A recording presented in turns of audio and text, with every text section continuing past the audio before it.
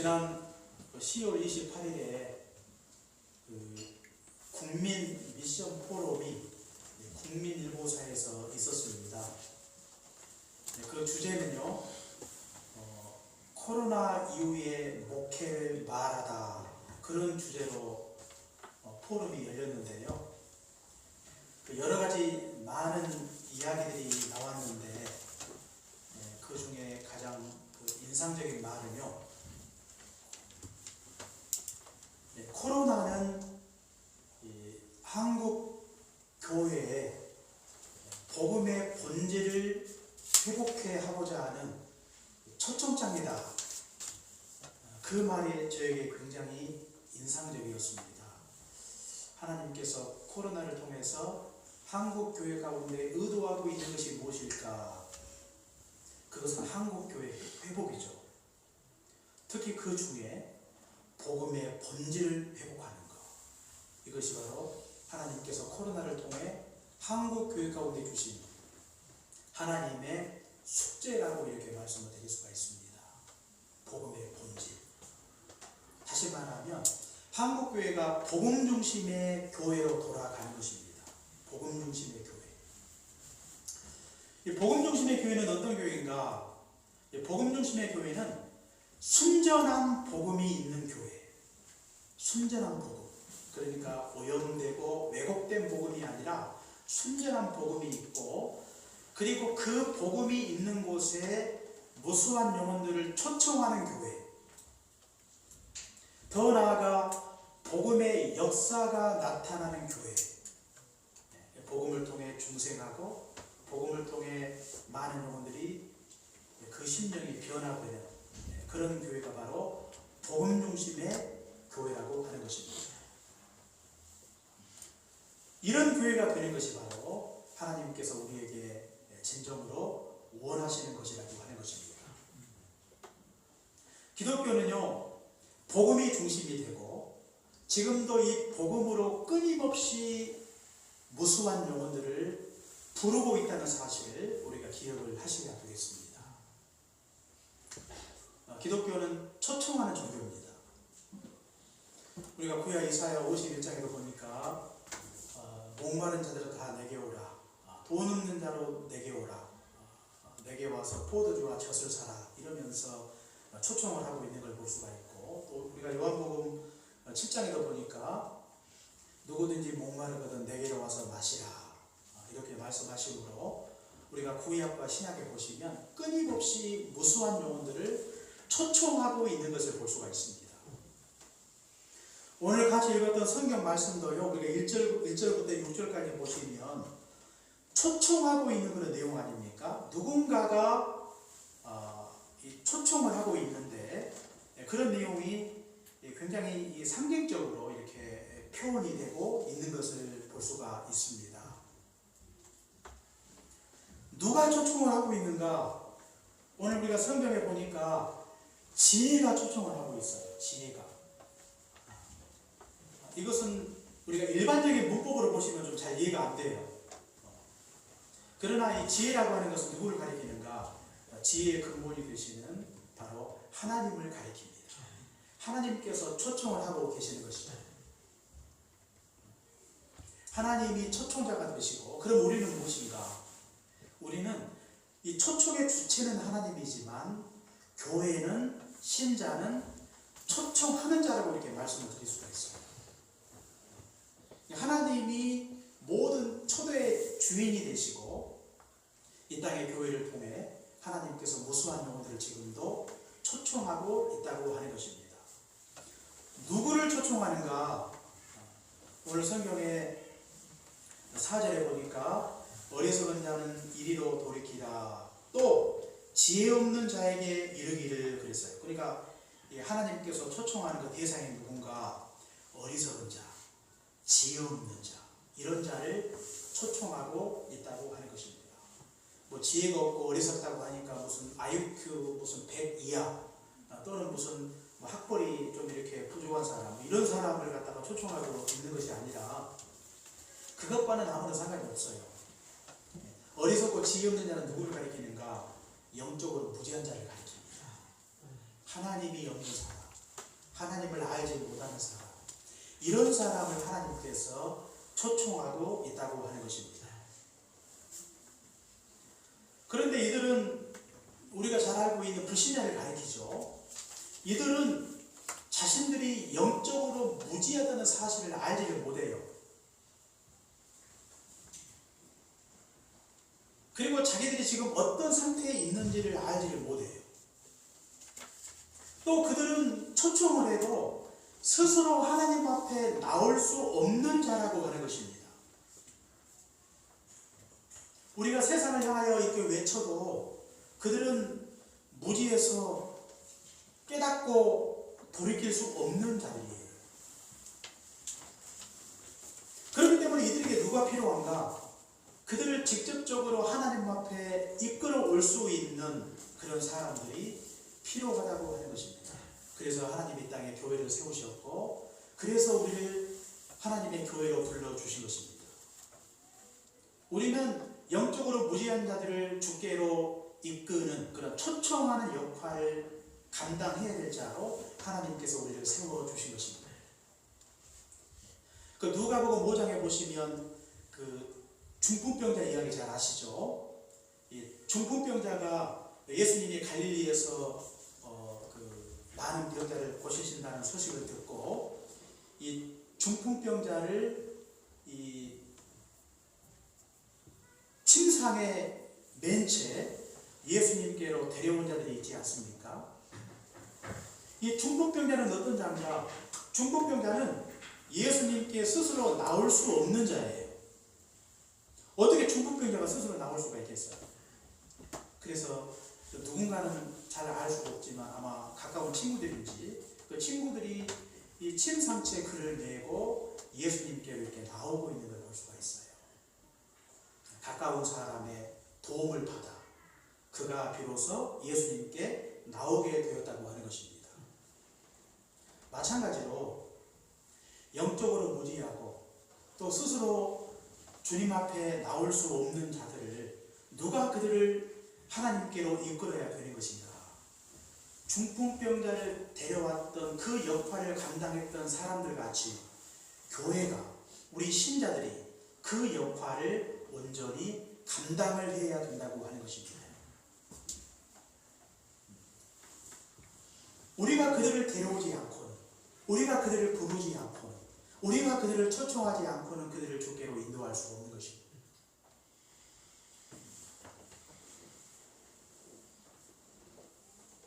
뿐만 아니라 하나님께서 영적으로 무지한 자들을 어디로 그들을 초청하고 계시는가를 우리가 보아야 되겠는데요. 우리가 성경 1절과 2절을 보시면 알 수가 있는데, 지혜가 그의 집을 짓고 7 기둥을 다듬고 짐승을 잡으며 포도주를 혼합하여 상을 갖추고 그랬어요. 여기 보니까 지혜가 그의 집을 지었다 그랬는데요. 이 지혜는 누구를 가리킨다고 그랬어요? 하나님을 가리키는데, 이제 하나님께서 어리석고 지혜 없는 자들을 부르지 않습니까? 어디로 불렀는가? 집으로 불러요. 집으로. 그 집은 어디를 가리키는 거냐면 교회를 가리킵니다. 교회. 어떤 교회란 건물이 아니에요. 여기서 말씀하고 있는 교회는 어떤 교회인가? 집을 지었는데 7 기둥으로 다듬었다 그랬거든요. 7 기둥.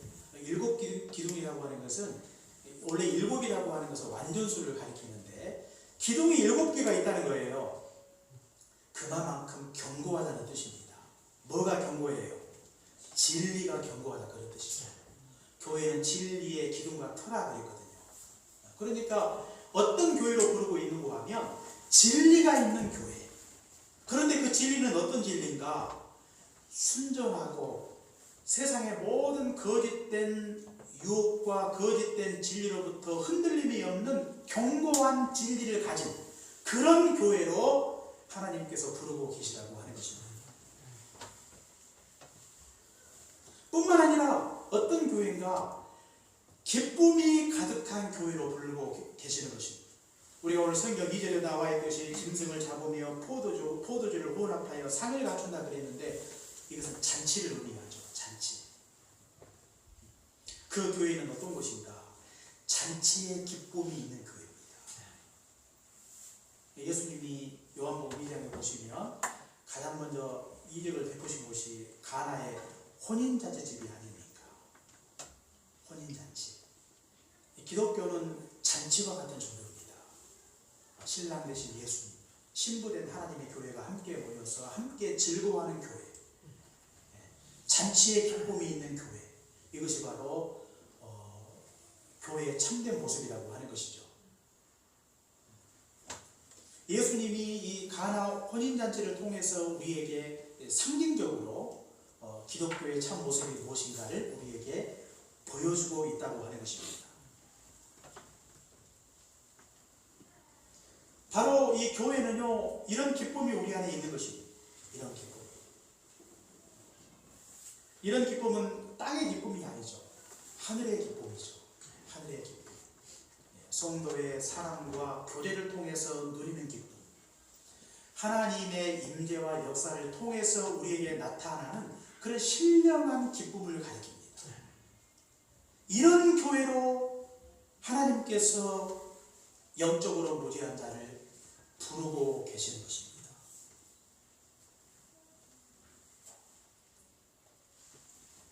단순한 어떤 교회당으로 부르는 게 아니에요.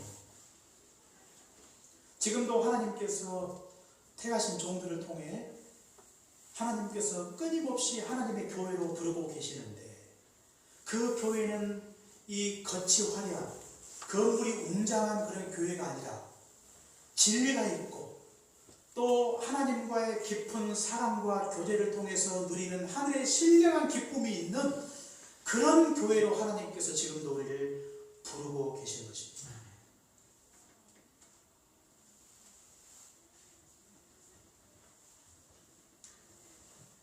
하나님의 부르심은 교회로 부르심인데, 그 교회의 중심에는 복음이 있는 것이죠. 복음.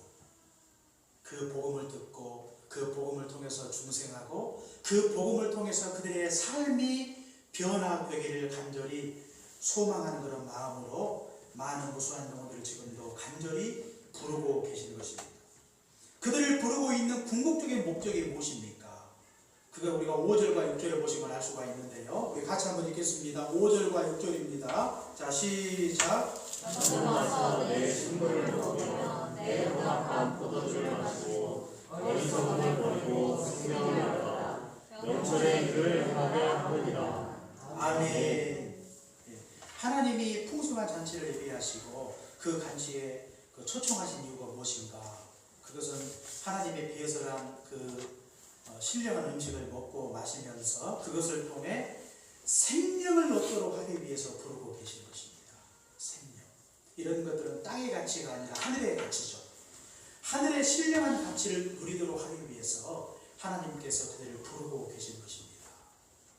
이것은 세상의 것과 비교할 수 없는 이 탁월한 가치라고 이렇게 말씀을 드릴 수가 있죠. 우리 인간에게 있어서 가장 소중한 것이 생명 아닙니다. 우리가 육신의 생명도 귀하지만 하나님께서 우리에게 영생을 주시고자 하나님께서 그들을 간절히 부르고 계시는 것입니다.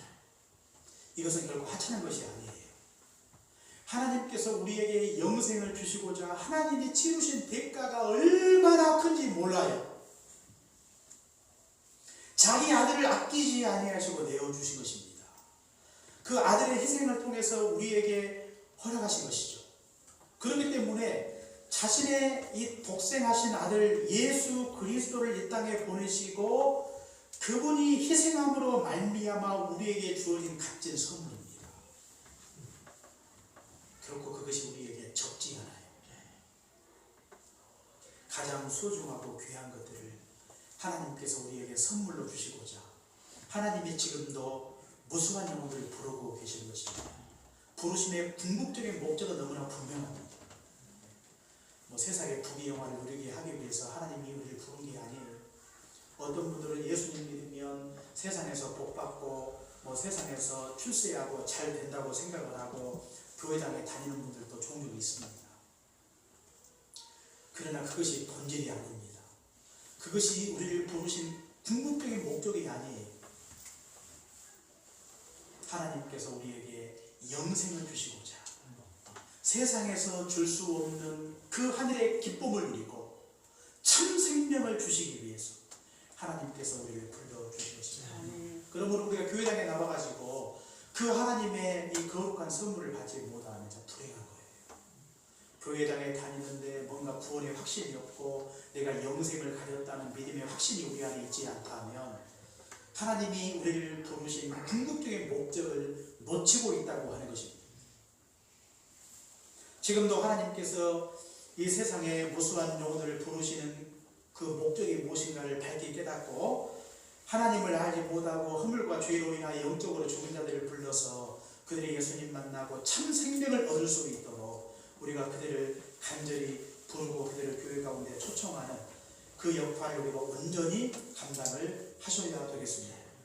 그렇다면 우리 주님께서 이렇게 영적으로 무지한 자를 지금도 부르고 계시는데 어떻게 그들을 초청하고 계시는가를 우리가 오늘 성경을 통해서 보아야 되겠습니다.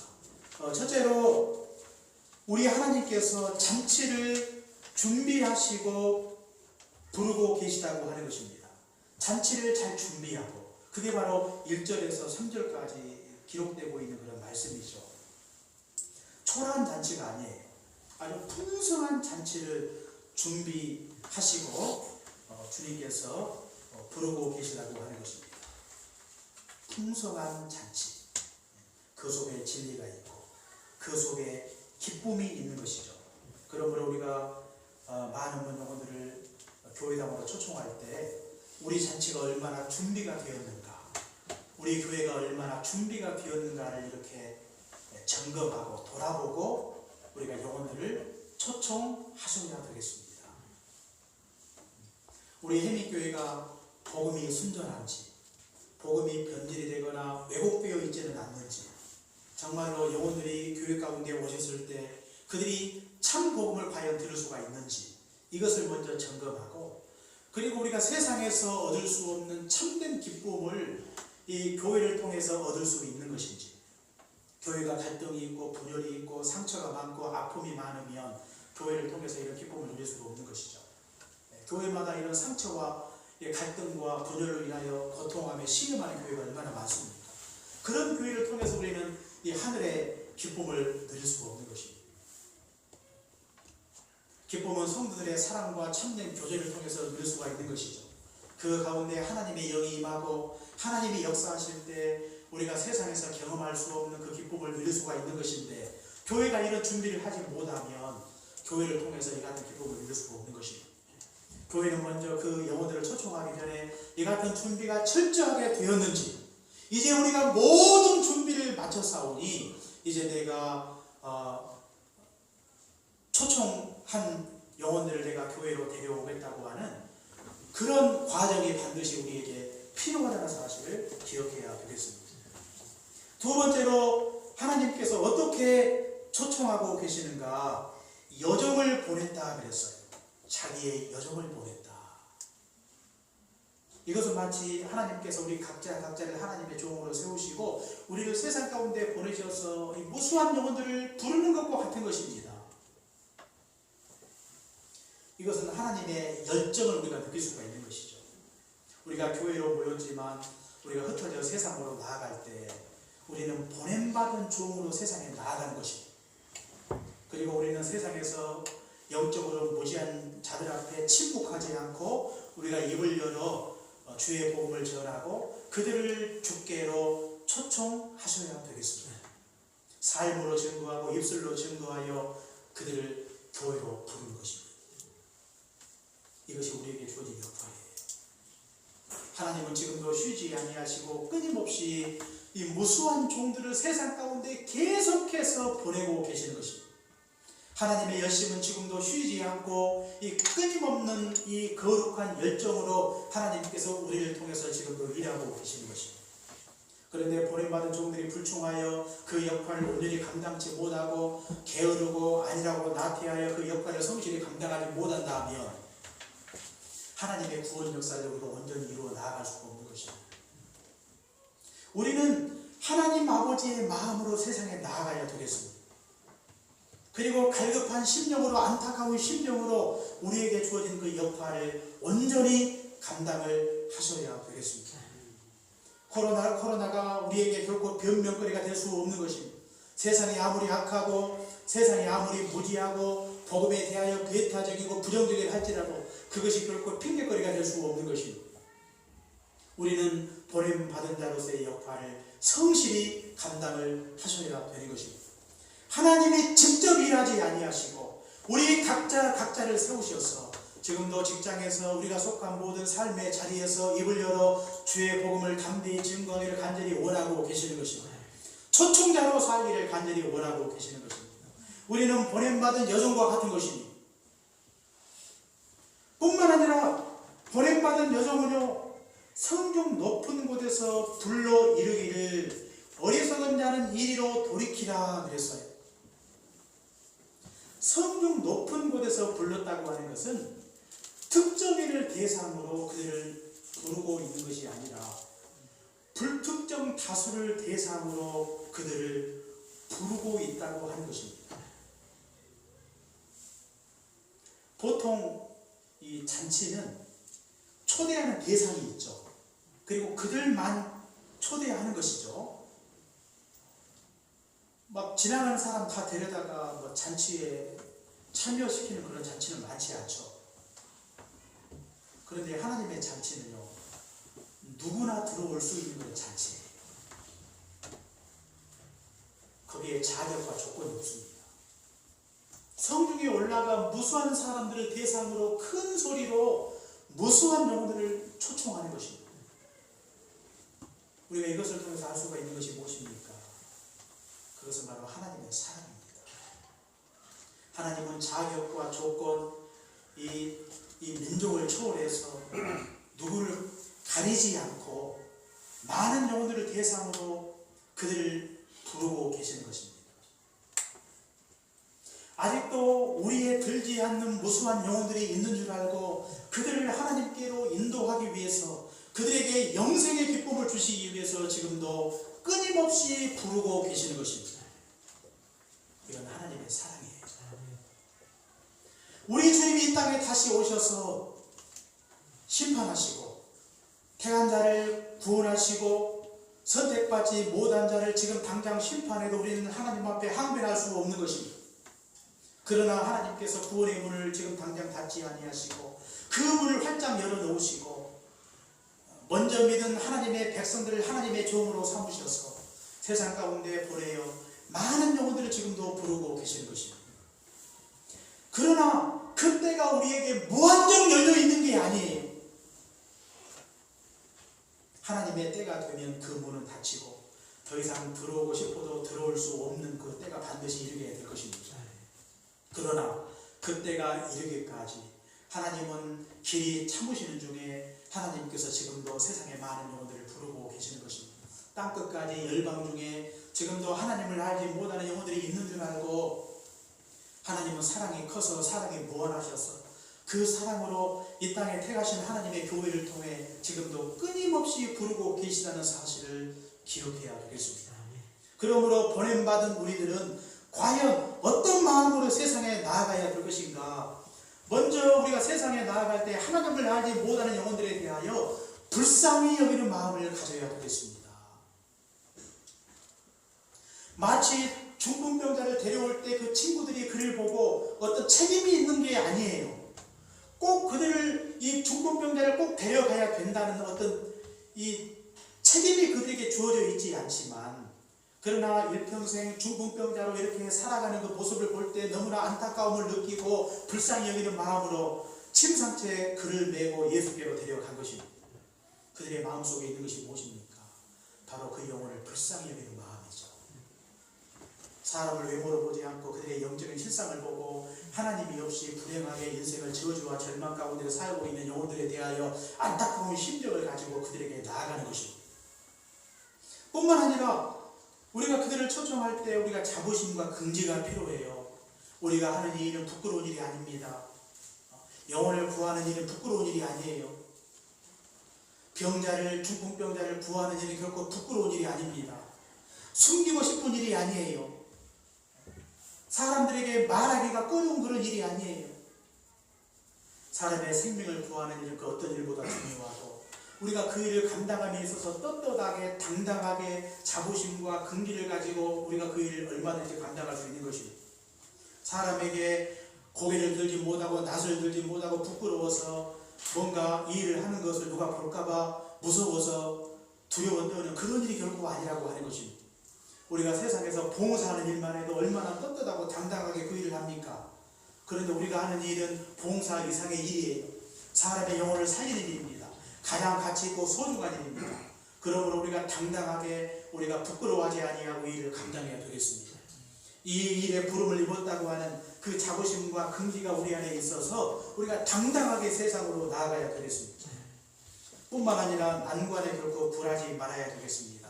우리가 이 일을 감당하다가 숱한 어려움이 있을 수가 있어요. 중풍병자를 메고 예수님 앞에 나아갈 때 너무나 많은 무리가 있어서 도저히 예수님께 나아갈 수가 없는 것입니다. 그래서 이 사람들에게 하나님의 지혜를 주셔서 예수님이 계신 곳에 지붕을 뚫고 침상태에 예수님 앞에 내려놓았더니 예수님이 중풍병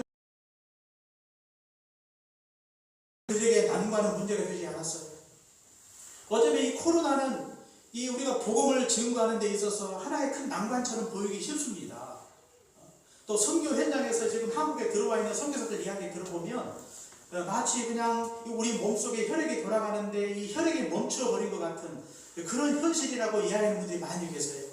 복음을 전하기 참 어려워요. 사람 만나기 어려워요. 사람 만나는 자체가 하나의 거부감으로 느껴지는 그런 시대를 우리 인식이 너무 강해요. 복음에 대해서 배타적이고 부정적이고 공격적이고 복음에 대하여 얼마나 냉소적인지 몰라요.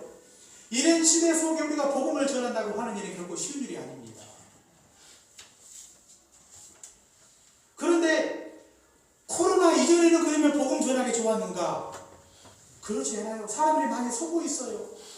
코로나 때문에 복음이 전하기 어렵다고 이야기를 해요. 코로나 때문에 교회가 이 세상 가운데 주어진 그 사명을 감당하기 어렵다고 이야기하지만 코로나 전에도 어려웠고 코로나로 인하여 조금 더 어려워진 것 뿐이지 우리가 시대가 변해도 우리가 복음을 전하는 일이 결코 쉽지 않습니다. 수많은 난관이 우리에게 있는 것입니다. 중풍병자에게 가장 큰 난관은 사람이었어요. 우리가 복음을 전하는데 가장 큰 난관이 무엇인가? 저는 사람이라고 생각을 해요. 사람들의 부정적인 인식. 그러나 그 부정적인 인식을 갖고 있는 불신자가 문제가 아니고 복음을 전하기 어렵다는 그런 부정적인 인식을 갖고 있는 우리 신자들의 마음이 더 큰 문제라고. 하나님을 알지 못하는 영적으로 무지한 자가 적이 아니라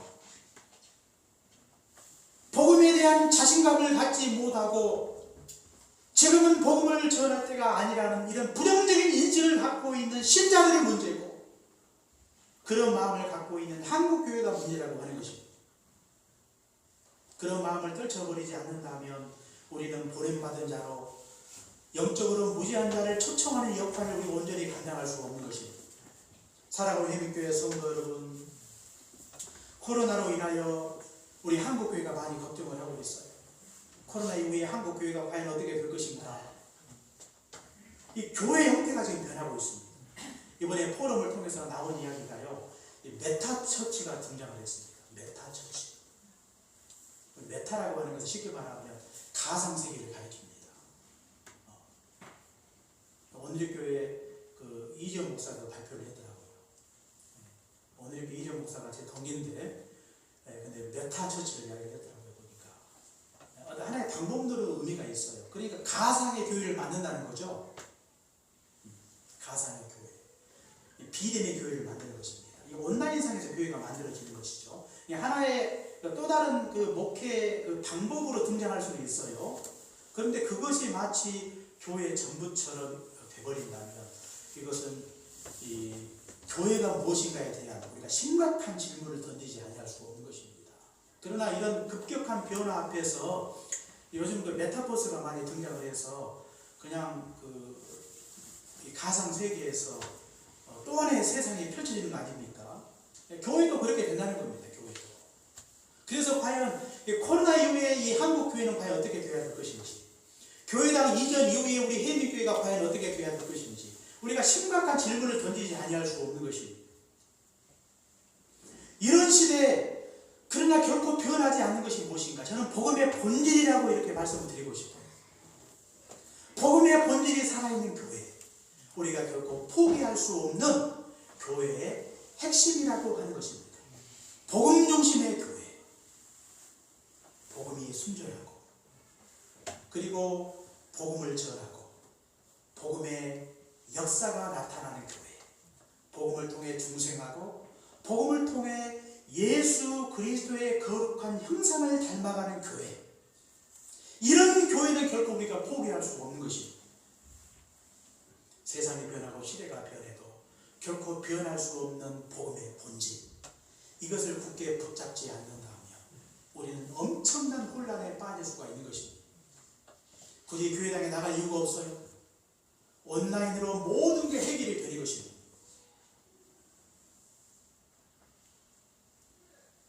지금 보니까 이 경제활동도 다 무슨 현금이 왔다 갔다 하는 그런 세상이 아니에요. 제가 어제 지방에 갔다가 올라오는데 고속도로에서 물건 하나 사려고 하는데 저도 모르게 그런 말이 나와요. 현금 되는가요? 그런 말이 나오더라고요. 세상이 엄청나게 변하고 있어요. 교회도 변하고 있는 것입니다. 새로운 목회가 등장하고 있는 것입니다. 그러나 결코 변할 수 없는 교회의 본질, 복음의 본질을 굳게 붙들고 하나님이 땅에 교회를 왜 세우셨는가? 교회를 통해서 이루고자 하시는 것이 과연 무엇인가? 하나님이 우리에게 복음을 맡겨주셨는데 그 복음으로 과연 우리가 무엇을 해야 할 것인가? 하나님의 교회를 통해 또 택하신 하나님의 종들을 통해 이루고자 하시는 것이 과연 무엇인가를 깊이 기억하시고 우리가 그 역할을 온전히 감당하셔서 교회를 통해 무수한 영혼들의 주님을 만나고 중생하고 그 어리석고 무지한 영혼들이 예수 그리스도를 닮아가는 아름답고 복된 교회, 거룩한 교회를 이루에 있어서 온 교회가 하나가 되어 복음 중심의 교회를 힘차게 만들어가는 복된 믿음의 권속들로 살아가시기를 주의 이름으로 축원합니다. 기도하겠습니다. 사랑의 은혜 감사합니다. 오늘 지혜가 이 세상의 무수한 영혼들을 초청하고 있음을 다시 한번 주의 말씀을 통하여 깨닫게 하시니 감사합니다. 이 땅에 하나님의 교회를 세우셨고 교회를 통해서 이루고자 하시는 것이 무엇인가를 알게 도와주옵시고 무엇보다 복음의 본질이 살아있는 순전한 교회를 이루기를 원합니다. 복음이 왜곡되지 않는 교회, 복음이 살아있는 교회, 복음의 능력이 나타나는 교회, 복음을 힘있게 증거하는 교회, 복음을 통해 중생하는 역사가 나타나는 교회를 이루어 나아갈 수 있도록 은혜를 주옵소서. 이런 교회를 꿈꾸며 우리 해미교회가 또 이전 이후에도 정말로 복음 중심의 아름다운 교회를 이루어 하나님을 기쁘시게 하고 이 어두운 세상을 변화시키는 지역사회에 꼭 필요한 하나님의 교회로 세워져 갈 수 있도록 은혜를 주옵소서. 예수님 이름으로 기도합니다. 아멘.